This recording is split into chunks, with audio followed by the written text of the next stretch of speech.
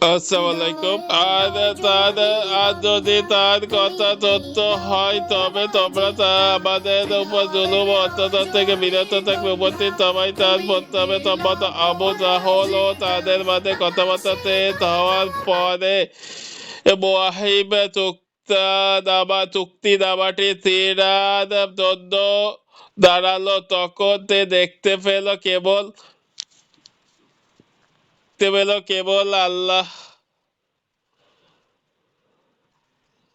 আল্লাহ জায়গাটি উল্লেখিত ছাড়া সব কিছু পোকাই পোকাই খেয়ে ফেলেছে।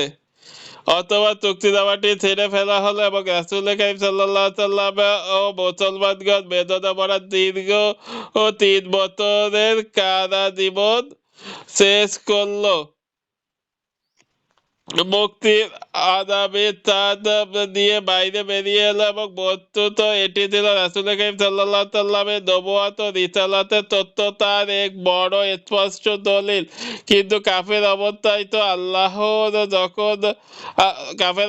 তো আল্লাহর মাথায়। যখন তারা কোনো নিদর্শন দেখে তখন মুখ ফিরিয়ে দেয় এবং বলে এটা তো খেলামেলা জাদু। কি সুতরাং তারা এ বিশাল নিদর্শনের প্রতিও চোখ তুলে তাকায়নি, উল্টো এটি তাদের কুফরি মাত্রা বৃদ্ধি করেছে আর তাদের হিংসা আর বিদ্বেষে অদলে ঘি ঢেলেছে। আবু তালিবের নিকট কুরাইশদের সর্বশেষ প্রতিনিধি সিয়ামে আবু তালিবের থেকে বের হয়ে রাসূল কারীম সাল্লাল্লাহু আলাইহি সাল্লামের আবার দিনের মতো করে কাজ শুরু করলেন। কুরাইশরা যদিও তাদের থেকে বিচ্ছিন্ন আর বিভেদের ধারা অব্যাহত রাখেনি, কিন্তু মুসলমানদের উপর তাদের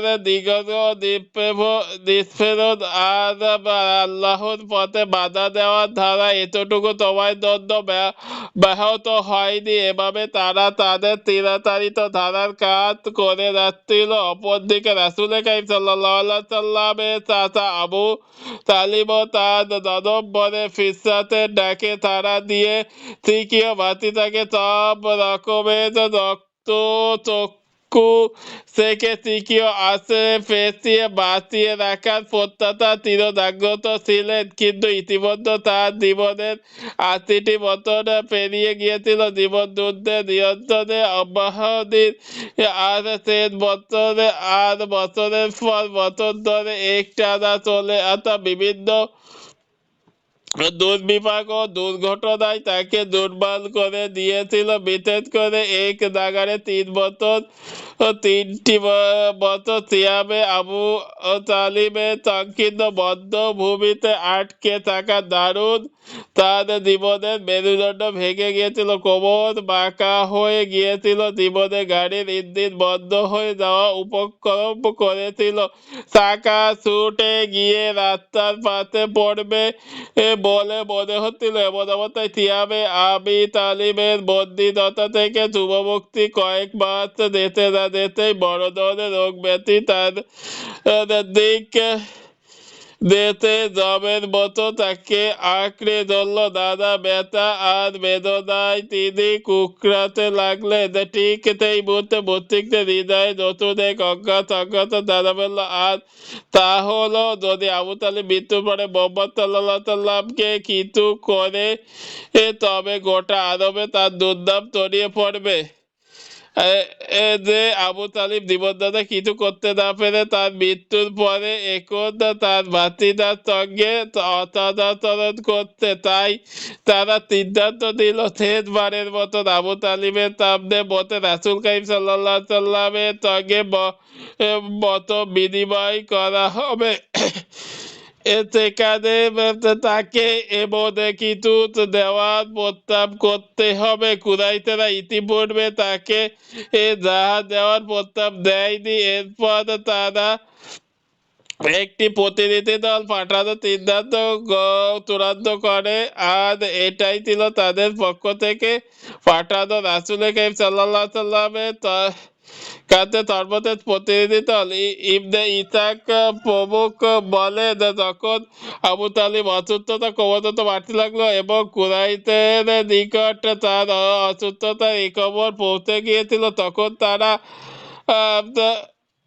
পরস্পর বরাবরি করতে লাগলো। হামদা ও উমর ইতিমধ্যে ইসলাম গ্রহণ করে কুরাইশের প্রত্যেক কবিলাতে মোহাম্মদের নতুন দিনের কথা ছড়িয়ে পড়তে। তাই চলো এখন আমরা আবু তালিবের কাছে যাই, তাকে অনুরোধ করি তিনি যেন আপন ভাতিটাকে জমিয়ে রাখেন, পাশাপাশি তার ব্যাপারে আমাদের থেকেও একটি অঙ্গীকার গ্রহণ করেন, কারণ আল্লাহর শপথ আমাদের মনের সংখ্যা জেগে ওঠে যে আরবের কবিলাগুলি আমাদের বশীভূত হয়ে বতে থাকবে।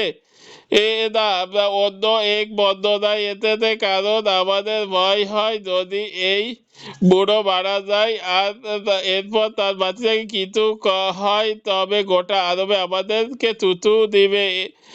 তারা গলা টেনে টেনে বলবে, দেখো এতদিন তাতা জীবিত থাকতে এ ছিল বলে কিছুই করার তৎ পায়নি, আর আর যখন তাতা পৃথিবী থেকে চলে গেছে তখন তার উপর অত্যন্ত নির্যাতন চালানো শুরু করেছে।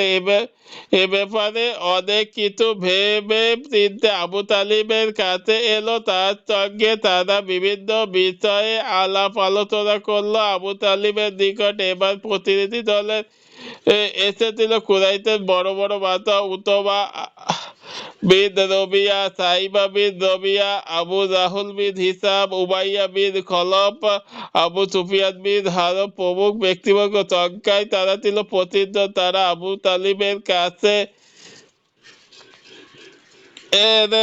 এসে বলল, আবু তালিব, আপনি ভালোই করে জানেন আমাদের মধ্যে আপনার অবস্থান কোথায়।